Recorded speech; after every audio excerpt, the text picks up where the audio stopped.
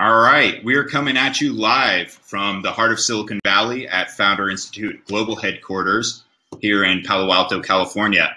My name is Ryan Micheletti. I'm Director of Global Operations for the Founder Institute, and I'm also the co-founder of VetTech. As you may know, Founder Institute is the world's largest early-stage startup accelerator. We've helped create over 2,500 companies in over 150 cities around the world with a mentor network of 9,000 mentors globally. And so tonight we have a very exciting event for you. This is our first annual online veteran demo day where we have 5 top veteran entrepreneurs pitching our panel of Silicon Valley venture capitalists. And so what I really like about the event tonight is our goal for tonight is to have the entire veteran entrepreneur ecosystem tune in live with some really great supporting partners from Patriot Bootcamp to The Bunker to Vetted, VetTech, and Founder Institute. And so what I'd like to do now is tune into the Silicon Valley VCs, both Christine Herron and Larsen Jensen, to give a quick background about themselves, and then we'll jump right into the pitches. So Christine, why don't you give a quick background on yourself and what you do over at Intel's Diversity Fund? Yeah, absolutely. So I'm director at Intel Capital. Been there close to 7 years. And about a year and a half ago, I stepped in as the leadership for our diversity fund, which we did some expansion on this past year. So we did expand that to target not only women and minorities, but also folks that we would expect to see in the room but aren't in the room often when it comes to startups. And one of those groups is U.S. military veterans. And as you know, there are a lot of resources out there, so I'm very excited that this platform is getting started, and I'm happy to be here participating. Awesome. Thank you, Christine. Next, I'd like to introduce my friend, Larsen Jensen, Navy SEAL and Silicon Valley venture capitalist over at Lightspeed Venture Partners. Larsen, why don't you take it away? Hey, thanks. I really appreciate the time here and for you guys having me on board. So again, my name is Larsen Jensen. I'm a partner over at Lightspeed Venture Partners. I focus on the enterprise team here. My background is a military veteran. As I mentioned, I was a SEAL for 6 years before making the move up here to Silicon Valley and being part of this inspiring ecosystem. So really excited to see the pitches here tonight and encourage more veterans to pursue a career in entrepreneurship and innovation here in Silicon Valley and around the country. All right. Thank you, Larsen. So first off, I'd like to add some context and ground rules for tonight. So each veteran entrepreneur will have 3 minutes to pitch their company, and the panel will have about 2 minutes of Q&A and feedback. And naturally, these things kind of tend to go over a little bit, so I'll be trying to keep a tight ship and make sure that we rotate on time. So, and then throughout the evening, I'll be making some special announcements. And while the judges are picking the winner, we'll announce some prizes that we'll be giving away in 2018. So first for tonight is a friend and fellow U.S. Army veteran, Ronald Steptoe. He's the CEO of Warrior Centric Health. And Warrior Centric Health is helping the private healthcare sector provide higher levels of service when treating military veterans in their care. So, Ronald, why don't you turn on your slides and say hello? How you doing, Brian? It's a pleasure. Let me get the slides up and running and get them turned on for you guys. Give me a quick sec. We're all set here.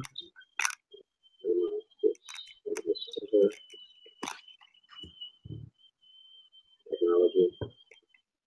The screen in, and I should be ready to share with you guys. You guys are ready to roll?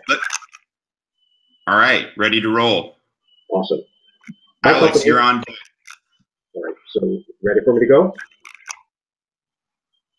Yeah. All right, turn on your slides, and then we'll look at the deck. All right, great. You can't see them now, right? No, not yet. All right, give me 1 quick second. Let's try it again.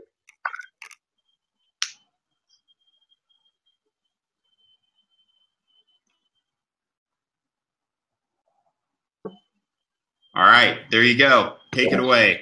Awesome. My company, Warrior Centric Health, is developing veteran education and data solutions for hospital staff. unlocking a $300 billion veteran healthcare marketplace for private hospitals. You see, the problem with the private healthcare sector is that they're neither aware or prepared to serve the unique healthcare needs of veterans. Over 70% of veterans actually get their care in the commercial healthcare sector with private hospitals, not by the Department of Veteran Affairs. What this means is that there are actually over 10 million healthcare providers, 5,000 hospitals, and 25,000 clinics that do not have the education or data to address the unique needs that veterans sometimes find themselves suffering from. What this will lead to is, unfortunately, improper care, hospitals losing money, and patients not getting the care they need. However, with the proper education and data, hospitals are able to provide the proper care, timely diagnosis, allowing them to make money, stay in business, and also provide the ultimate care to veterans and their families. The Warrior-Centric Health solution, again, is accredited education that allows for hospital staff to, again, be trained and made aware, therefore minimizing misdiagnosis, underdiagnosis, and undiagnosis of conditions that veterans, again, find themselves disproportionately suffering from. Additionally, our data allows for hospitals to actually geo-target in their local marketplaces conditions that veterans may be predisposed to, and allows those hospitals to bring their best practices into play to optimize care for veterans and their families, thus improving care and improving the opportunity to increase revenues to hospitals. Again, with no funding, very minimal funding and bootstrapping, we've already been able to create a pipeline of about $221 million in pipeline potential contract value. We've actually launched the company in 2016 with the acquisition of the R&D assets of the Scepter Group. We've actually signed, contracted, and been fully paid by one of the largest healthcare systems in Pennsylvania, $110,000. We've been recognized by the American Hospital Association as the Member of the Year, and we're presently in contract negotiations for $2.4 million worth of contract revenue that we expect to cash flow in Q1 of 2018 with two of the nation's largest healthcare systems. Again, the market opportunity is fairly large, as you can see here, by the hospitals, clinics, and healthcare providers in the marketplace. This represents, with the Warrior-Centric Health platform, about a $1 billion marketplace, of which we anticipate having 10% market share within about 3 years. Again, the business model allows for this $1 billion marketplace to expand through our B to B to C platform as we again execute on creating centers of excellence and community practice. As you can see from our financials, they're very strong in their projections with a very strong EBITDA. So the Warrior-Centric Health team, again, is committed and motivated. And only that commitment is only surpassed by our commitment and skill set and ensuring that our veteran population get the care that they deserve for those who have gone the battle. Join us. Join our team. Our current investment round is $1.5 million of convertible debt, of which we've already raised $400,000. I look forward to addressing any questions that you may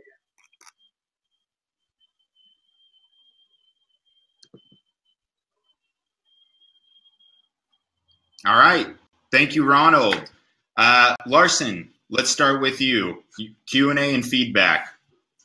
Awesome. I really appreciate this. So, Ronald, first from a Q&A perspective, can you describe again exactly what your product function does and like walk me through sort of the user journey of the product, I guess is my first question.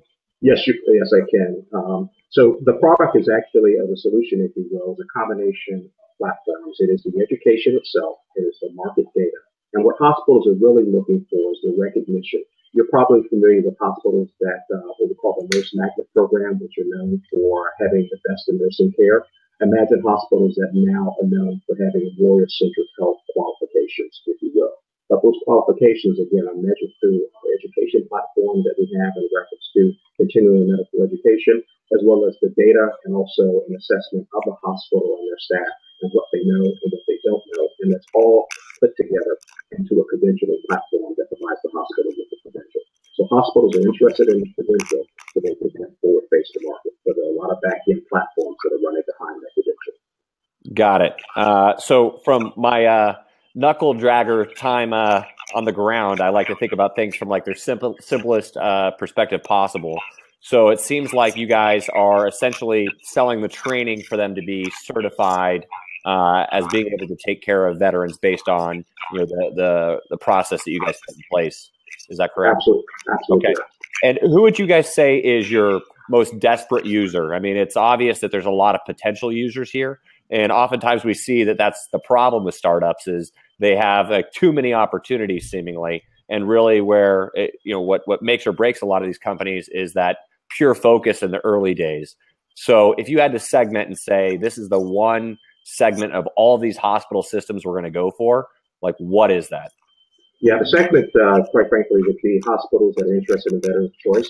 As you know, there are many hospitals that are basically looking to outsource a lot of their care to the community. Many of these hospitals, again, don't necessarily have the training for the unique needs of veterans. So we're actually in contract negotiations with some of those entities now that want to have themselves upskilled. And there's very few, if any, products in the market that allows them to do that at scale. Got it. Last thing, sort of piece of feedback and thing to think about, and you may know it, is what is the total market size of those hospitals that are part of the Veterans Choice Organization or interested in being part of it? It sounds like what your product is offering is something that's a competitive differentiator for those potential hospitals. So just understanding that's your target market and that's where you're going to build critical mass before you do anything else, I think would really come through positively in your pitch. Appreciate that very much. Of course. All right, Christine, question for you.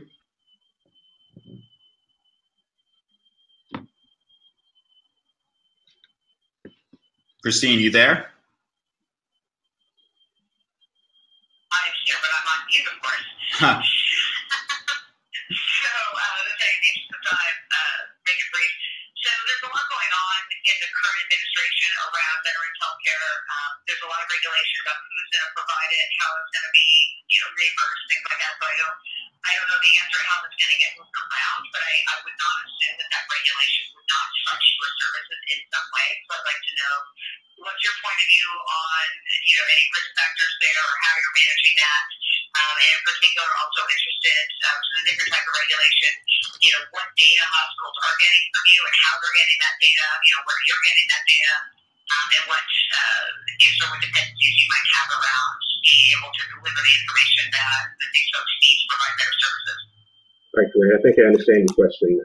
Thank you very much for it. So a few things. Number one, when we look at the hospitals and register regulations, as I mentioned before, 70% of veterans aren't being seen in the Department of Veterans Affairs. So we do have a platform that allows for hospitals that are looking for market differentiation, especially as they move into areas of population health.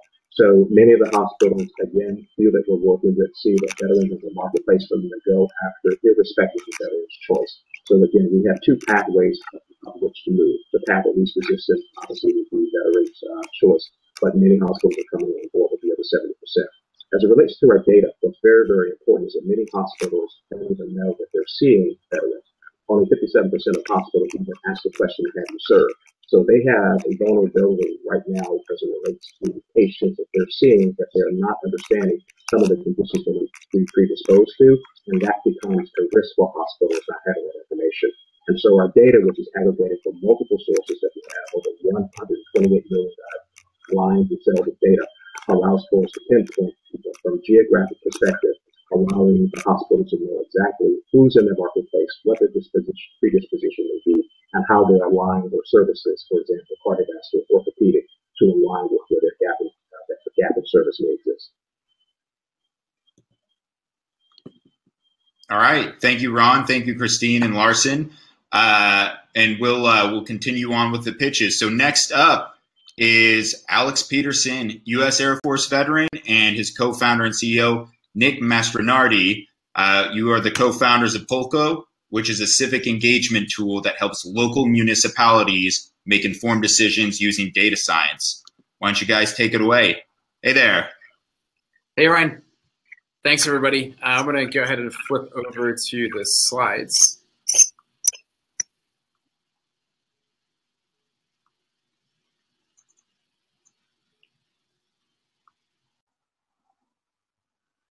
Ryan, can you let me know when you guys have them?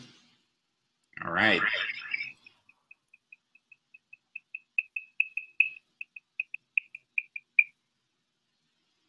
Do you see the slides? Yep, we Awesome. see it now. Go ahead and take it away. Great. So I'm Alex here with Nick, and we're the co-founders of Polko, a civic communication company that's changing how representatives and their constituents communicate. So this is town hall meetings in America, and everyone from local governments to state and federal representatives are relying on these events, and they're actually often the primary means of communication and feedback, and unfortunately they're terrible forums for that. Officials will know how these two angry people feel, but they don't know if it's representative of everyone else, and to supplement their understanding, most are actually relying on outdated technologies like phone calls and even postcard mailers. Every once in a while, we see some that are using email or social media or expensive polls, but those rarely work. And the result is that decision makers don't get good information or feedback, the squeaky wheels get their way, and the quality of decision suffers.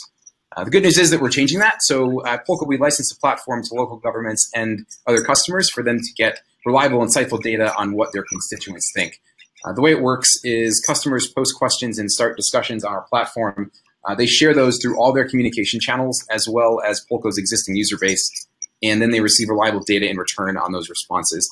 So the key is that we verify the identity of all of our users with publicly available data.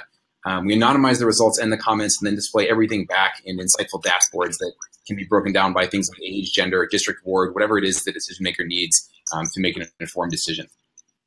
Things have been going well so far, so we're currently in about 30 municipalities, have significantly increased both customers and revenue since the spring, and we're in the middle of a $2 million fundraising round to scale our municipal sales and begin to push into other complementary customer segments.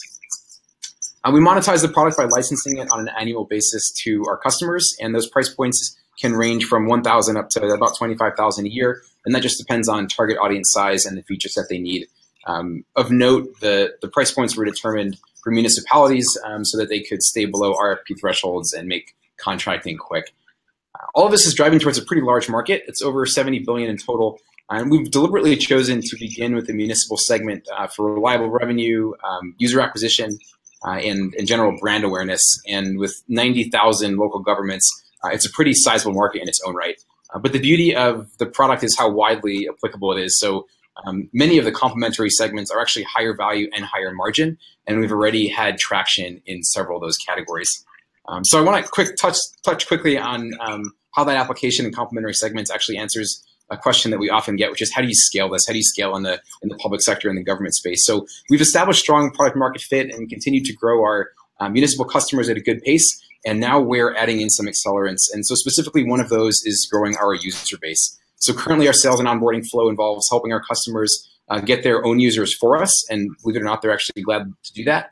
We recognize the power of kind of growing the user base ahead of new leads. So the most attractive opportunity to do that is actually state and federal representatives. So they deliver reach, users, and recognition, and they also deliver some serious revenue. So at the federal level, legislators actually have built-in budgets of $500,000 per legislator that they can use to engage constituents, called the Franklin budgets. And then there's campaigns and media organizations as well. So again, we've kind of intentionally put a foothold in this stable, predictable municipal market, and we'll continue to focus on that. But the key to growth and scale is right here with what you see in these complementary markets as well. So real quick about us, Nick and I met while we were teaching at the Air Force Academy. He was teaching econ, and I was teaching political science, and we both kind of had a love for tech. We actually had a brief hiatus from each other. He was at Amazon, and I was at Google, but we came back together when we realized we had both the technology and a fantastic market opportunity with Polko. And I will stop there. Happy to answer any questions. All right. Thank you so much. That was great. First, Christine, let's go to you. Okay. So a couple of questions. One is what's happening with sort of the user relationships, and folks sort of responsible, verifying that they're in someone's district. Do you own those relationships? If they move to a different district, you continue to own that relationship, and you share that relationship for along different politicians that might be relevant for that particular voter. And then want to understand to what extent you've got sort of cycles that are related to campaign cycles. So are you going to have a year of pretty revenue and then a year of terrible revenue just because it was a campaign year versus not a campaign year and so forth? So that does happen often. So if you can speak to those, that'd be great. Sure, Christina, we got the second part about the cyclical nature of campaigns. Can you talk a little bit about Just elaborate on the first point. It was cutting out a little bit.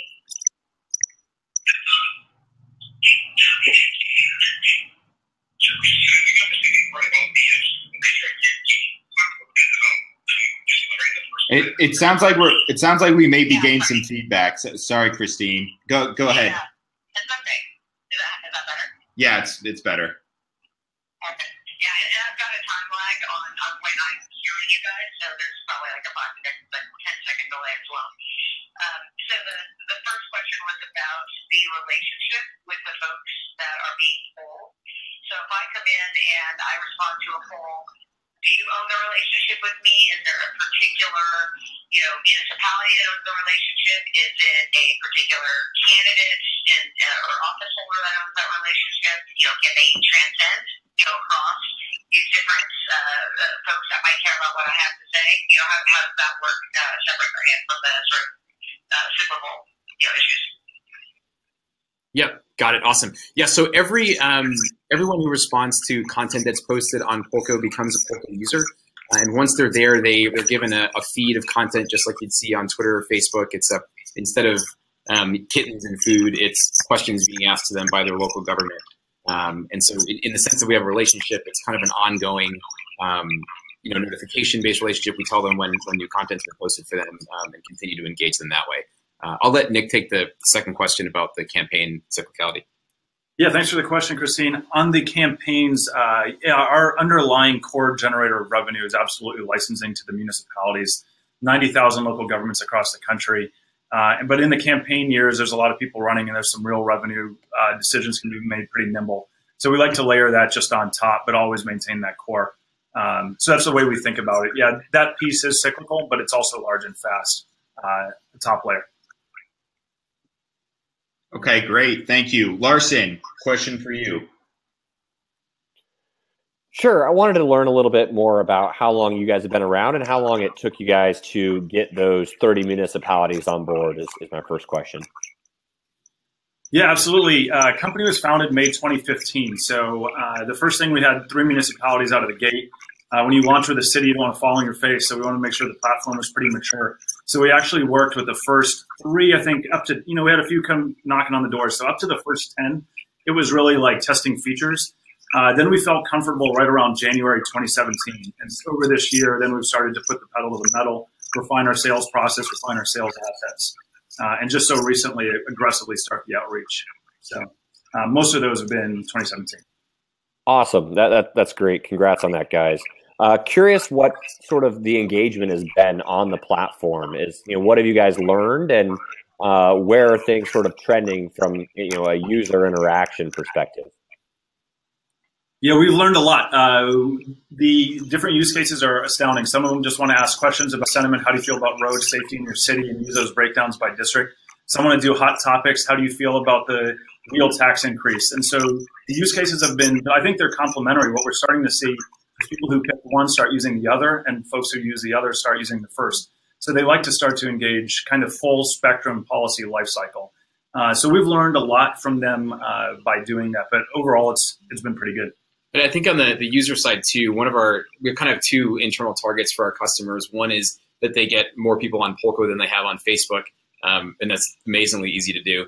And the second is we typically shoot for 1%, 3%, and then 5% of the voting population in the first year, sequenced out depending on what their communication channels. And we've been able to do that with about half of our customers so far, and not all of them have hit that year. So pretty good. The standard is unfortunately extremely low, so it's very easy to make our customers happy. It's much harder to make ourselves happy. But in that sense, I think the engagement numbers look pretty solid. That's awesome. Last question is, can you shed some light on the key metrics that you guys track internally for success? You mentioned a little bit of it right there, but just curious how you guys are, what is good for you guys? Yeah, we probably have different metrics that we track in the different pieces. But to me, what I'm most focused on, every time we get a look from a city, almost every city's using SurveyMonkey right now. It's just not citable. They can't use it. It takes them a bunch of time. Every time we get a good look from a city, there's extremely strong interest. So what I'm most focused on is decreasing the number of touches per city. It's sales process engineering. We're tech guys, we're tech engineers of background. We're just starting to really love now the sales process engineering. So as fast as we can, as few touches, and we're making real progress there. So we're excited about that. All right. Thanks, Thank you very much. You guys did great, and thank you to our panelists. Before we jump into the next pitch, who is Eli, I'd like to do a quick shout out of one of our partners who is helping launch and build veteran entrepreneurs all across the country, which is Vetted. So Vetted is the optimal veteran transition platform to transform military leaders into tomorrow's industry leaders and entrepreneurs. So they have what they do is they identify military talent for transition preparation, planning, executive education, and industry placement in the private sector. So what's really kind of great and unique about Vetted is that they're partnered with top MBA programs and universities throughout the country, and they've cracked the code to allow veterans to use their GI Bill to take the program. So you can actually use your GI Bill to get your entrepreneur training through an MBA program, which is great. So if you're curious and want to learn more, go to vetted.org and contact them if you're interested in a fellowship for summer and fall 2018. So next up for our pitches tonight, we've got Eli Borton, who is a Marine Corps veteran and co-founder of On Target, which is crushing it right now. And they provide visual scheduling for the construction industry. So Eli, welcome to the call. Thank you. So while you're transitioning the slides. Can everybody see my screen? Give it one more second. It's a little jumbled. Maybe try doing it again. I think it got caught in the Twilight Zone.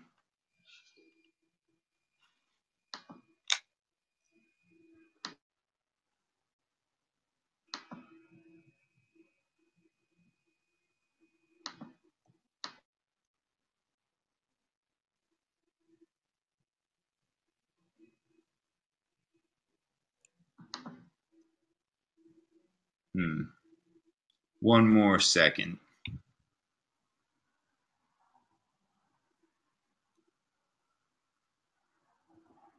Okay, it's looking like there's a technical difficulty trying to get your slides up. Maybe try shutting down some of the apps or other applications that are running in the background, and then we'll jump over to you here again. So we'll try and troubleshoot that with Kat, and then we'll move on to the next pitch. Okay. I think now it's there. So let's get Glenn on board. Glenn, are you there? Oh, wait, no, there we go. Here we see your slides now. There might have just been a little bit of a delay. Are you still there, Eli? Yes, I am. Can you hear me? Yep, loud and clear. Take it away when you're ready. Okay, perfect. Hi, I'm Eli Borton, former combat engineer and in the Marines, and now co-founder at On Target. So what is On Target? We're the first data-driven scheduling software that links tasks to 3D models, helping teams avoid delays. So why should you care about delays in construction? Well, according to sources, $250 billion is lost every year in the U.S. due to delays. Just think how many more schools, hospitals, or roads could be built with your tax dollars if we didn't waste so much. So why does this happen? Siloed data, paper-based processes, broken collaboration, and one-way communication. So how do we solve this problem? By taking methodologies from lean manufacturing, such as digitization, standardization, and optimization, we can finally bring all the data together to take action. Solution, putting the most critical information in the user's hands, we can finally solve this. So how do we digitize? By putting schedules into our platform and collecting field data in real time, we can now tell the worker where they need to work, what they need to do, and when they need to be done. And how do we standardize? By integrating with several ERP systems, we provide transparency to all team members. Construction managers now have a schedule that's up to date and reflecting what's actually happening on site. This brings us to optimization. Unlike existing scheduling softwares, we factor in several data points like weather, workers' ratings, RFIs, site conditions to provide a dynamic project plan. Updating and reporting a project's progress used to take 30 to 60 days, but using On Target, it's real time, so now you can make proactive decisions. In fact, one of our clients had a 752% ROI on a $100 million project and saved 4 months. And we've been fortunate to have great success with some of the largest contractors like OHL and Hollister, and we have pilots with several other large contractors. We have over 51 projects on our SaaS platform worth more than $2 billion, and we're growing at 40% month over month. And using a land and expand strategy along with pricing per project, we're confident that we'll hit $2 million ARR in 2018. So what's the opportunity? The global construction market is $9 trillion, and the construction software accounts for 1% of the market, meaning the TAM is approximately $10 billion and growing. So why will OnTarget lead the way? We have an amazing team from Columbia University with backgrounds in computer science, civil engineering, data science, construction management, and artificial intelligence. And that's... All right. Thank you, Eli. Christine, let's start with you. Okay.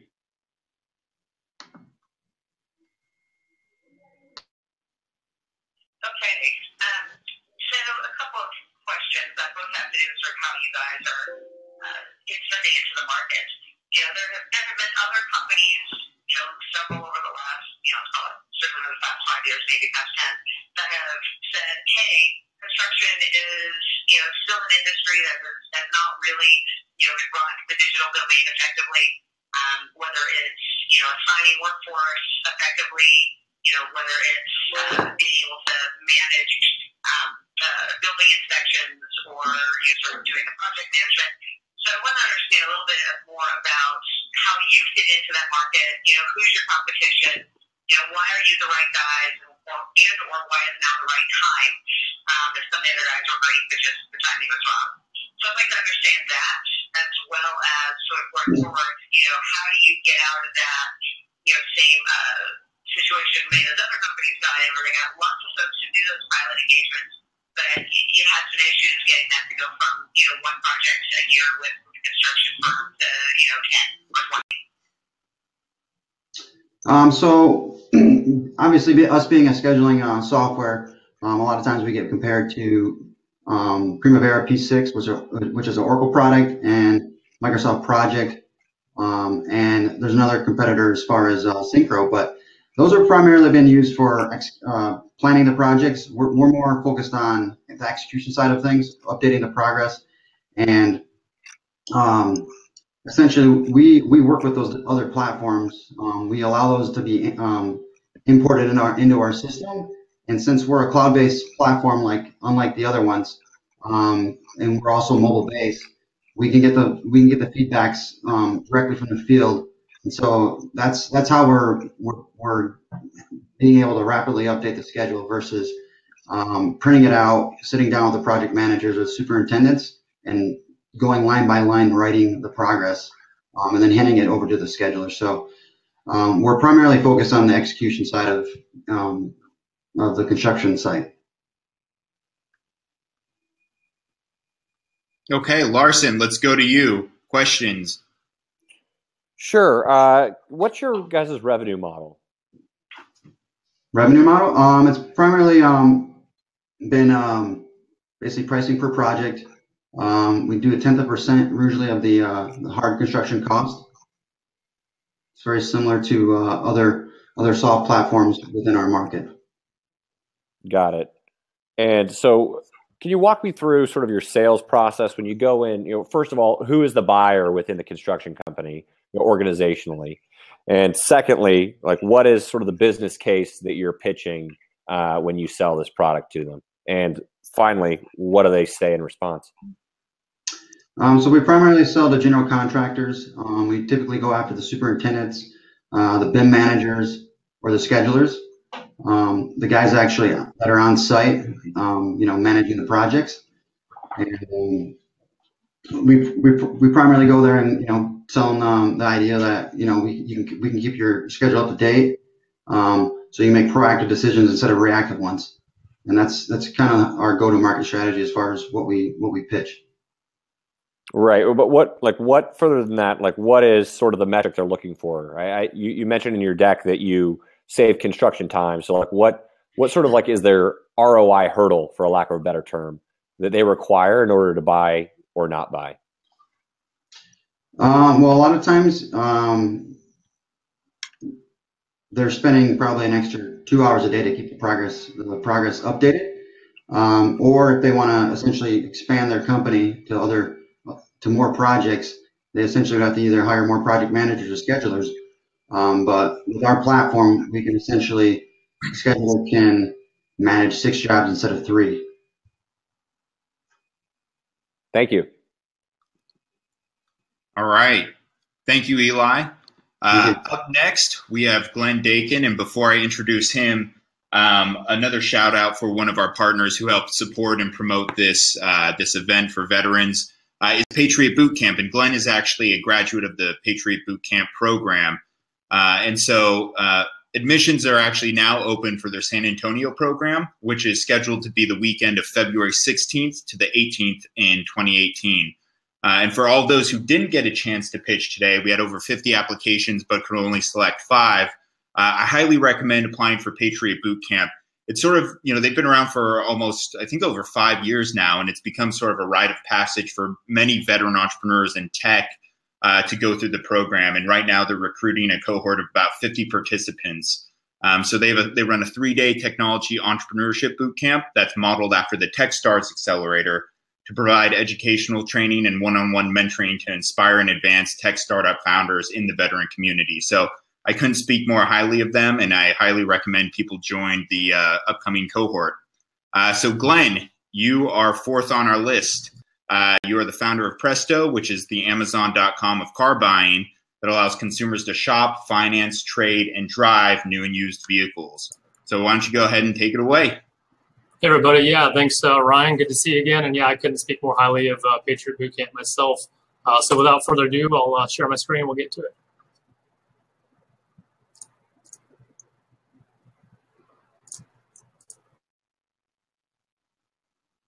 All right, can everybody see my screen? Good. Yep. All right. Loud and clear. Thanks, it away. Guys. Perfect. So we've all been there. Whether we've bought one car or many, we've all really had that feeling. I'm stuck in the dealership and I can't get out. So hello, I'm Glenn Dakin. I'm a Navy pilot turned serial entrepreneur, and I'm a lifelong car guy. I'm founder, CEO of Presto, what you can think of as the Amazon of car buying. What is Presto exactly? It's the evolution of my bootstrapped dealership that I started in 2013, given the pains I experienced buying cars. Presto is the one-stop platform allowing consumers to shop, finance, trade, and drive new and used vehicles all online. What makes our team special is we have the experience necessary to combine a fintech automotive lender and a just-in-time dealership model that is not disruptive to dealers. Many have failed at building a fully online dealership, and they are missing critical experience that our team has, ranging from Lending Club to Lamborghini. A big red pain point lies at the center of the traditional dealer experience, and we've all been there. That's why I started a dealership from scratch in the first place. On the B2B side, dealers have many problems, such as increasing days in inventory and outdated technology partners preventing them from truly selling online. The overwhelming majority of consumers do not enjoy the dealership process. So at a high level, you could think of Presto as an auto trader meets Rocket Loans meets Amazon. Presto is the first company that has combined a lender and a dealer into the same building. So like Rocket Loans, our finance technology lets you finish the car buying process 100% online, whether buying from our dealership or a partner dealer. Our competitors. On the top left, we compete with traditional dealer groups like CarMax, which are convenient for one-stop shopping, though lack of innovation keeps the process long and fully offline. In the bottom left, we have what I call the old school sites. They offer only pictures and really nothing else to the online shopper. In the bottom right, we have what I call new form startups like Carvana and Autogravity, though they all only innovate in one area of the complex car buying transaction, preventing a true one-stop Amazon-style experience like Presto. The end-to-end solution our product offers allows consumers to move through their transaction in 4 experiences as seen in our product screenshots. Imagine artificial intelligence-powered shopping tailored directly to you, a transparent finance process, getting your trade purchased hassle-free, and finally a great option for in-store or at-home delivery. We've successfully used advanced digital marketing powered by big data, PR, and direct mail to find and sell to hundreds of in-market car shoppers now in 42 cities across the U.S. and growing. This was over 4 years of running our bootstrap dealership prior to founding Prestio as its parent tech company. We will add AI marketing partners and fully online loan originations facilitated by real humans to quickly grow these channels. By building a company that is both a dealer and a lender with significant to-your-door logistics capability in our partners, we create what we call our golden triangle, powered by technology at its core. This, at the bottom, creates 5 revenue streams, adding value in both B2C for consumer sales and lending, and B2B for partner dealer sales, lending, and SaaS. We just closed a heavily oversubscribed pre-seed round, enabling our 4 developers to beta test our product with our existing profit-generating customers. We need customers and dealers as partners to help us scale. Prestio is a true one-stop platform allowing you to shop, finance, trade, and drive. Again, my name is Glenn. Thank you for your time, and I look forward to your questions, Larsen and Christine. All right. Thanks a lot, Glenn. Larsen, what questions do you have for Glenn? Hey, Glenn, great pitch, man. I appreciate you giving it. Wanted to understand a little bit more about, you mentioned the competitors in the space. Rightly or wrongly, the space just feels extremely crowded.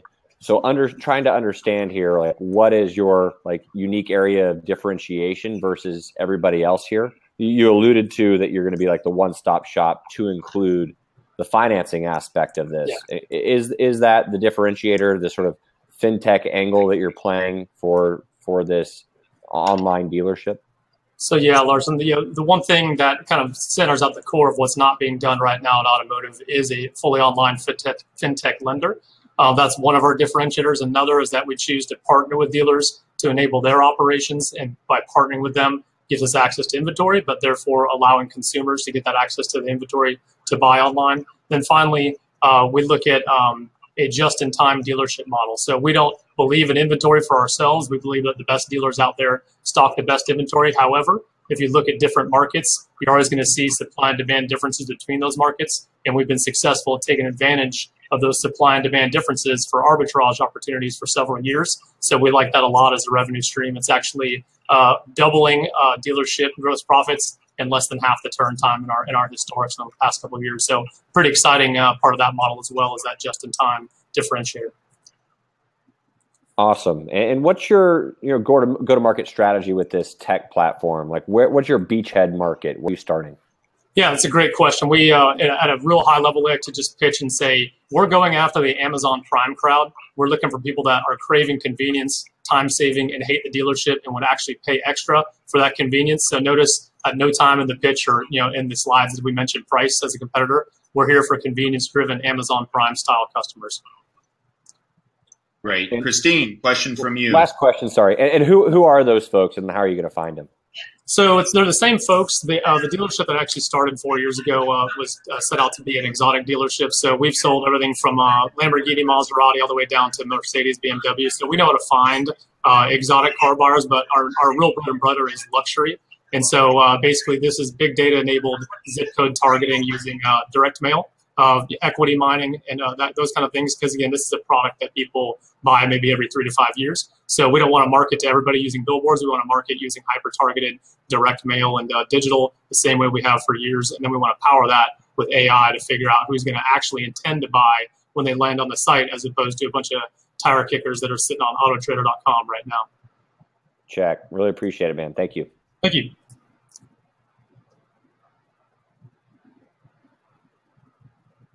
Sorry, there was a little bit of cross feedback. Go ahead, Christine, your question. Okay. So my question was all operations oriented, so I'm sort of like 3 points on the operations side I'd like to understand. One is understanding where the inventory on the platform is coming from. Is it the same car that might be on 5 other platforms, or is it a car that's only on your platform? What kind of deal did you have to cut to get that into your platform, and so forth. So the second piece is around the loans and how those loans are being funded. Are you funding them? Do you have a partner that's going to fund them, and so forth? And the last one is around customer acquisition, because your value in the tech platform in theory is going to be some of that customer acquisition. What do you anticipate when it comes to customer acquisition costs? and are you going to bear that yourselves, or are you going to be sharing that or pushing that back to the dealers in some way? So if you could sort of walk through those operating bits, that'd be very helpful. Yeah, I appreciate that, Christine. Great questions, and they're the ones that we've received a whole bunch of times. So I'll hit them at a high level. If you want to deep dive any of them, then feel free.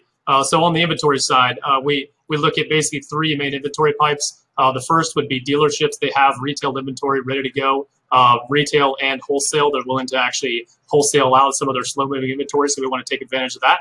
But we also want to enable them to sell their new and used cars online. Second would be your traditional dealer-only wholesale networks. You can kind of think about these. You hear about them as the dealer auctions. So there's literally hundreds of thousands of cars in the dealer auctions transacting every day that are not on AutoTrader. They're not on Cars.com. They're not on any of these retail shopping sites. We want to take full advantage of that. And finally, one of the biggest inventory pipes out there, as we call them, our three pipes, is the captive finance off lease. So basically, when you're looking at the auto manufacturer, you have the captive finance company. When they get that car back in, they need to actually offload that. They're in the business of leasing, not selling used cars, so they sell those cars back to their dealers. If their dealers don't take them, that's where we can come in and take that inventory feed and sell it direct to consumer. So 2 of 3 of those inventory pipes are not available on an AutoTrader.com platform today. The loans, we fund them as a direct fintech lender using an in-house credit facility or credit warehouse. And finally, customer acquisition cost, anywhere in automotive ranges from about $600 per sold vehicle. Fintech ranges all the way down to $200 per sold loan. So we anticipate we're planning on a little over $600 in our early years, trending all the way down to somewhere between $200 and $600 as we offer the unique value prop of both fully online lending and the car fully bought online. All right. Thank you, Glenn. Thank you, Christine. I love that you guys started a dealership first. Yeah. It was painful. Awesome. Thank you both. So in the interest of time, we're going to keep moving on to our next pitch of the evening, which is Robert Slater. So Robert, you're part of the Bunker Labs community out in Ohio. And I know that they've got a really exciting announcement for January. They're actually challenging over 1,000 veterans to start their own business with a new program that they call Launch Labs Online, which is a 10-week interactive entrepreneur course that features weekly instruction videos and check-ins with fellow founders, tools, resources, and homework to help you build a strong foundation as an entrepreneur. So applications for their January 2018 cohort are now open. You can check out bunkerlabs.org for more info. So if you're a veteran who's looking to make the leap into entrepreneurship, your first stop should be Bunker to get educated, get connected locally. And if you haven't been to a Bunker event yet, I highly recommend it. It's the best way to connect with local entrepreneurs. So Robert, you're the co-founder of 10XTS, which is helping early stage companies and investors unlock the power of cryptocurrencies for fundraising purposes. Why don't you take it from here? I see you got Mike there. Hey, Mike. Hey, what's up? Yeah, so we got the co-founder here. We're going to get our slides up here.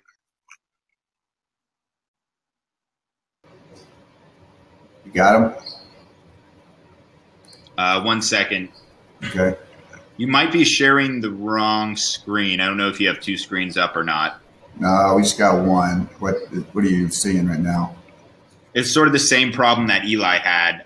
Maybe try closing an application in the background and then relaunching the share screen. Sometimes it takes a minute or so to kick in. Okay. Try it again. How about now? I'm still getting the same issue. Yeah, we saw that.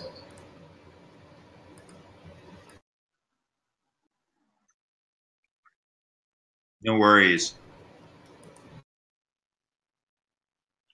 Bunker Labs while we're waiting. I spent a lot of time working with those guys. Yeah, I know exactly. You guys have too.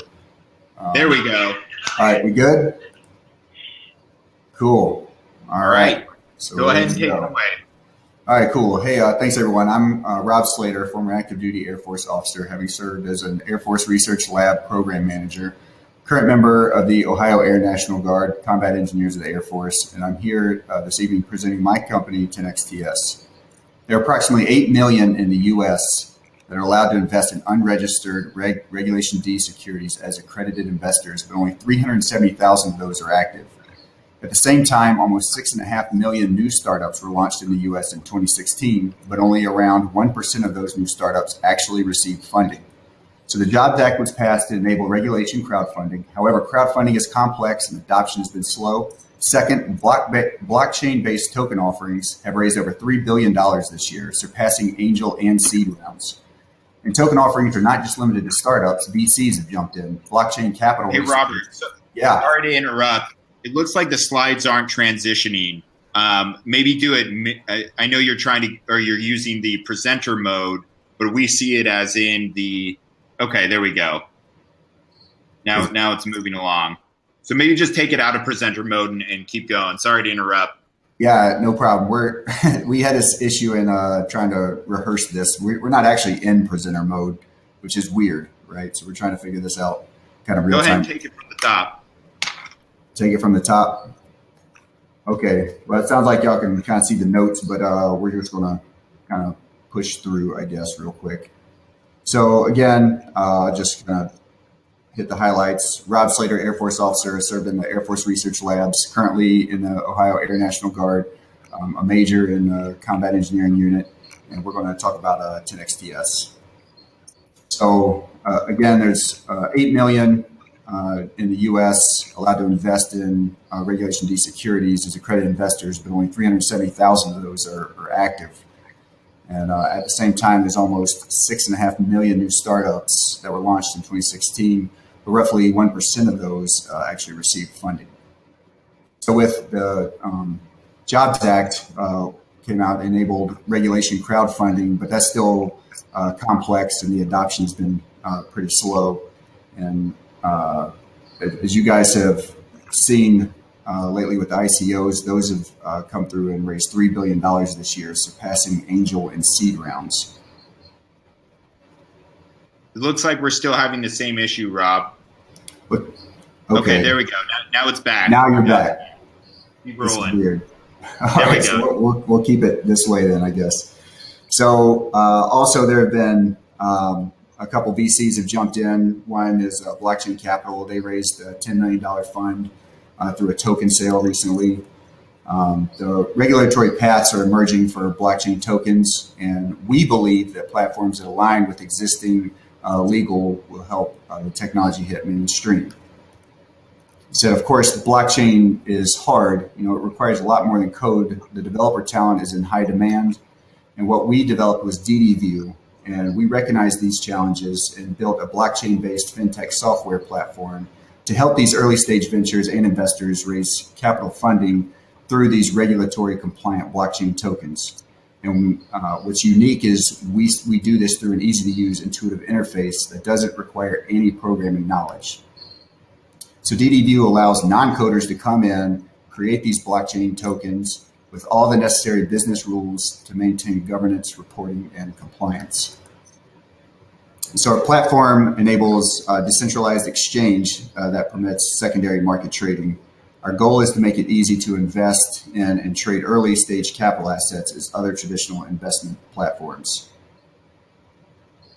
Sorry about the slide stuff we got going on. I'm getting some feedback here real time.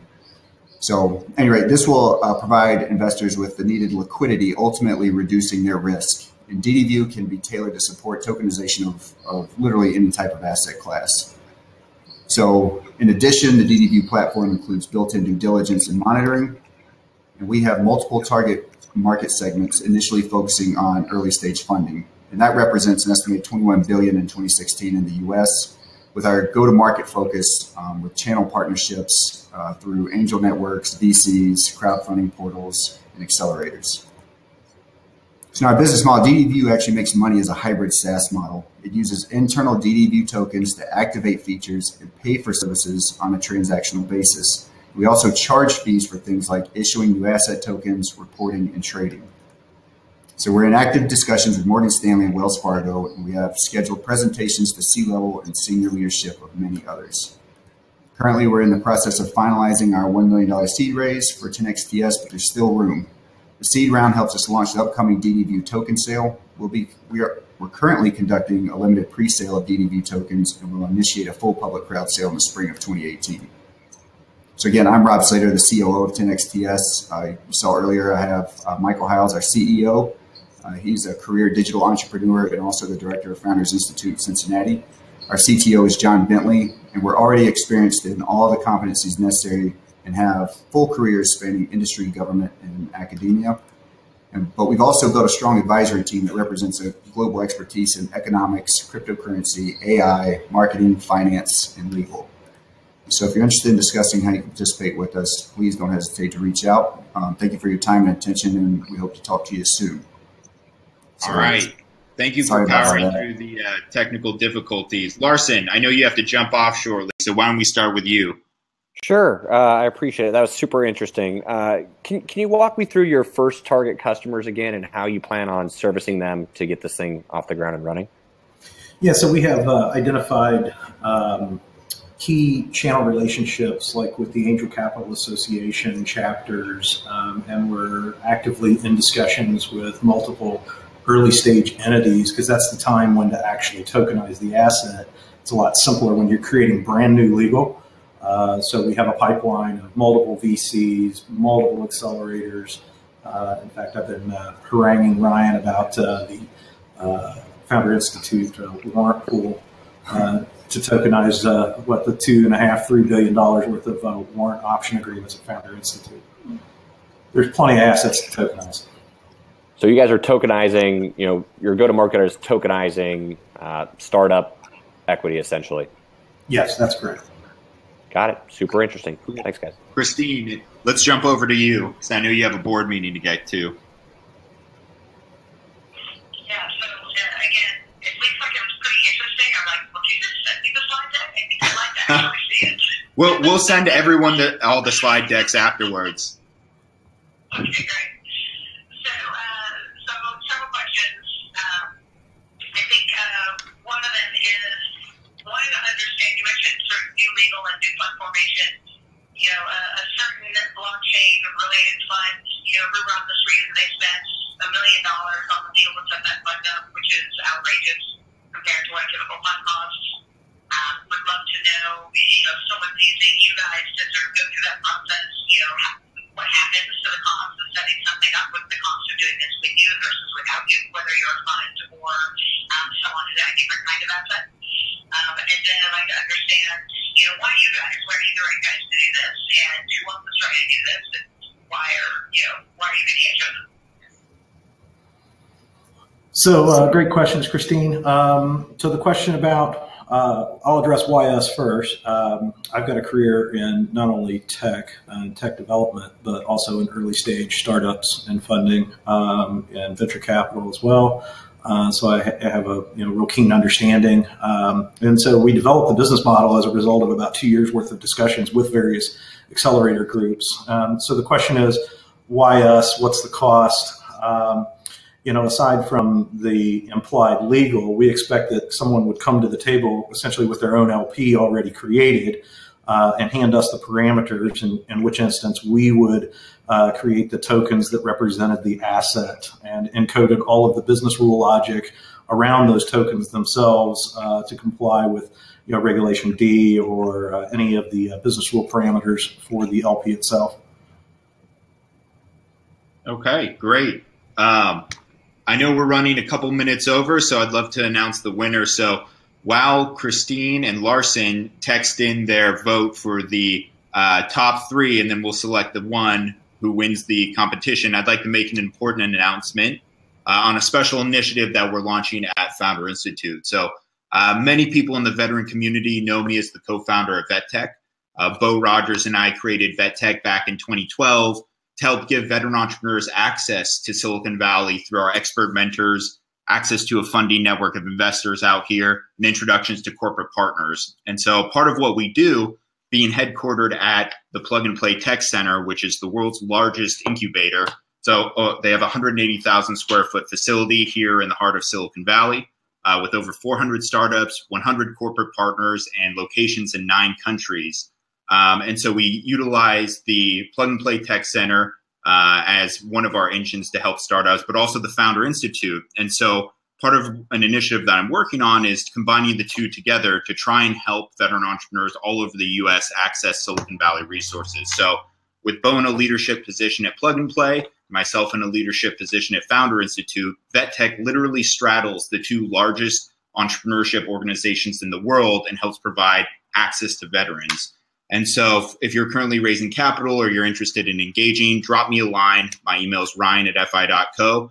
I'd love to connect with you. And this is important because part of what Founder Institute is doing in 2018 under an umbrella that we call Founder Institute for Good, or FI for Good, is we're launching a Veteran Founder Initiative, which is a coalition of the leading veteran startup organizations who are banding together to help build 100 veteran-led technology companies each year. And so that's both within Founders Institute and without. And many of the partners that we've spoken with or about today are joining that coalition. And so in every one of the 150 cities around the world where the Founder Institute operates, we'll be issuing special veteran fellowships through these partner organizations, which allow veterans to take our startup launch program for free. We'll also be providing special invite-only access to join VetTech and gain direct access to the Founder Institute's funding program for Founder Lab, which previously was reserved only for Founder Institute graduates.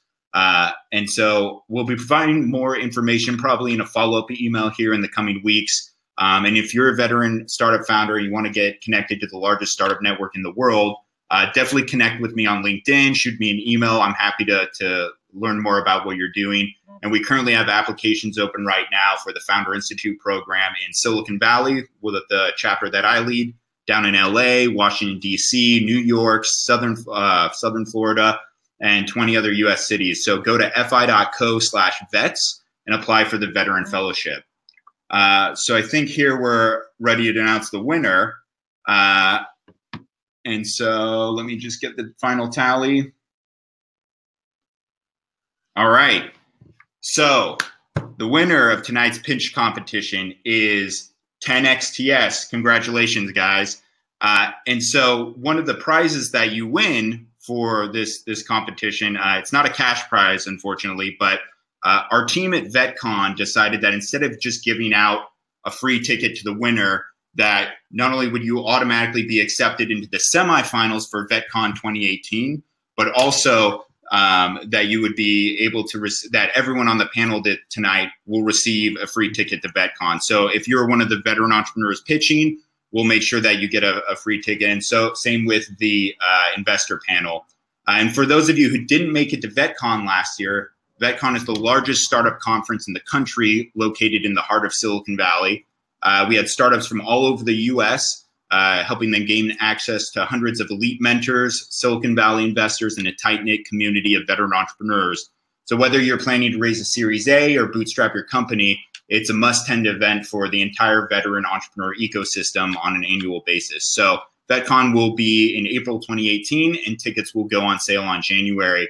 Last year was the first year. I couldn't say better things about the team at VetCon and what we were able to accomplish. And so we want to use it as sort of the annual gathering point for people around the U.S. who want to tap into Silicon Valley and connect with the national and global veteran entrepreneur community. So with that said, in closing, every one of the partners, and I believe I speak on behalf of them, believe that military veterans are the next greatest generation of world and business leaders. And we believe we need to empower more veterans to start companies to help them gain influence in the community and also build great companies that can change the world. So my name is Ryan Micheletti, and I'm from Founder Institute in VetTech, and we're signing off. Have a great evening, everyone.